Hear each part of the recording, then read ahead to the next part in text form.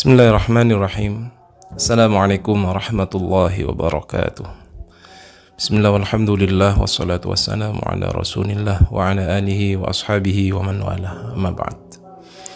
Ada pertanyaan, bagaimana cara kita apabila mendengar sebuah hadis atau mendapati sebuah hadis untuk mengetahui apakah hadis tersebut sahih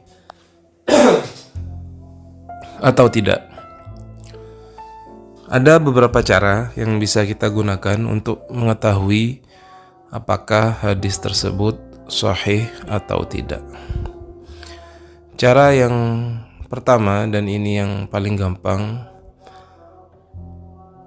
adalah dengan melihat apakah kemudian di akhir hadis tersebut ada keterangan mukharrij hadisnya. Mukharrij hadis ini adalah orang yang menuliskan hadis tersebut di kitabnya. Biasanya kalau kita membaca sebuah hadis, ada sebuah tanda kurung ya. Misalkan hadis riwayat Bukhari atau hadis riwayat Muslim, atau ada yang mengatakan hadis riwayat Bukhari Muslim dan lain-lain.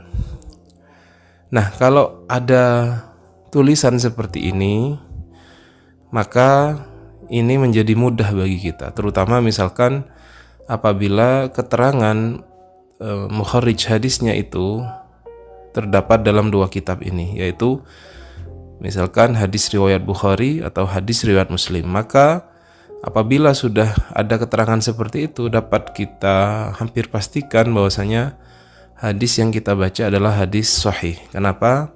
Karena dia termuat di dalam hadis-hadis sahih karangan atau kumpulan Al-Imam Bukhari dan Imam Muslim. Maka ulama sudah sepakat bahwasanya hadis-hadis yang terdapat dalam Sahih Bukhari ataupun Sahih Muslim ini adalah sahih semuanya. Artinya dengan tanpa kita melakukan pengecekan, maka kita sudah tahu bahwasanya hadis tersebut adalah sahih atau hadis tersebut adalah sudah dinilai sahih oleh Imam Bukhari dan Muslim, dan bahkan diamini atau disepakati oleh ulama-ulama yang lain. Jadi ini cara yang paling mudah, teman-teman.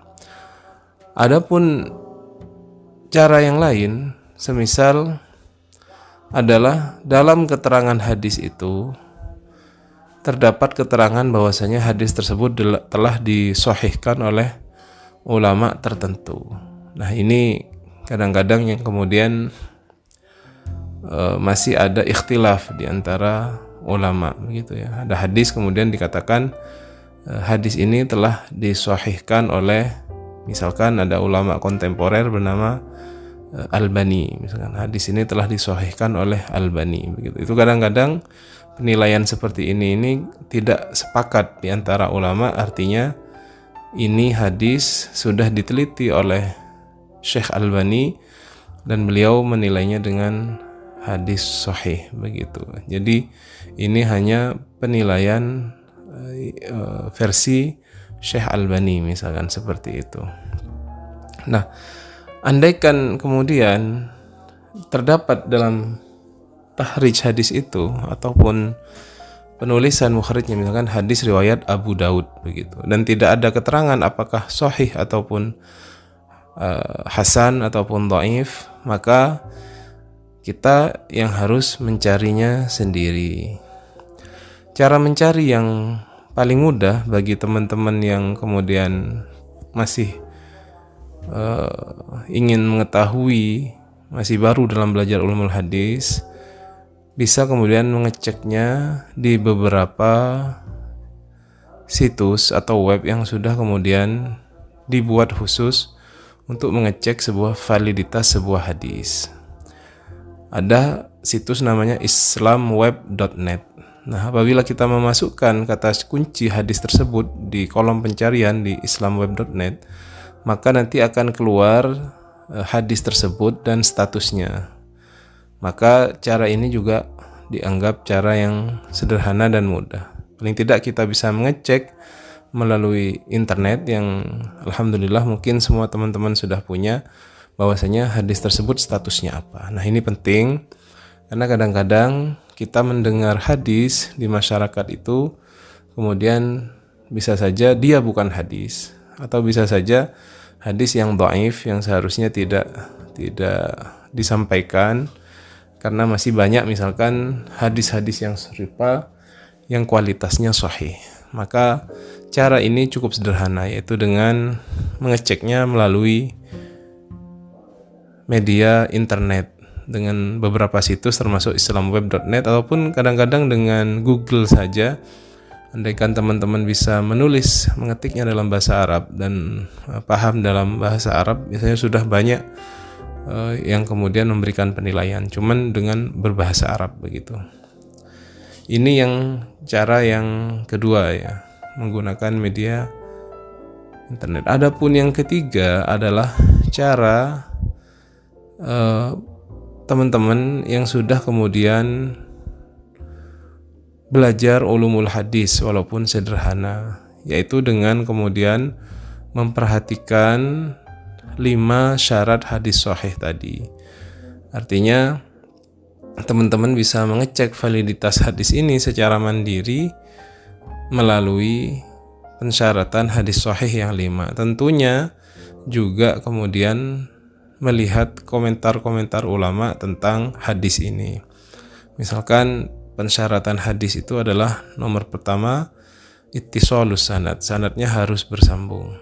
Maka untuk mengetahui ketersambungan sanad ini, teman-teman harus melihatnya dalam buku biografi para perawi hadis, sehingga di sana terdapat tahun kelahiran dan tahun wafat seorang perawi hadis. Maka dengan mengetahui tahun wafat dan tahun kelahirannya, kita bisa mengetahui apakah seorang rawi ini, periwayat hadis ini, benar-benar bertemu dengan orang sebelumnya, dengan gurunya, dan mereka kemudian gurunya tersebut meriwayatkan hadis kepada muridnya begitu. Maka itu adalah salah satu cara untuk mengetahui ittisalus sanad. Kemudian juga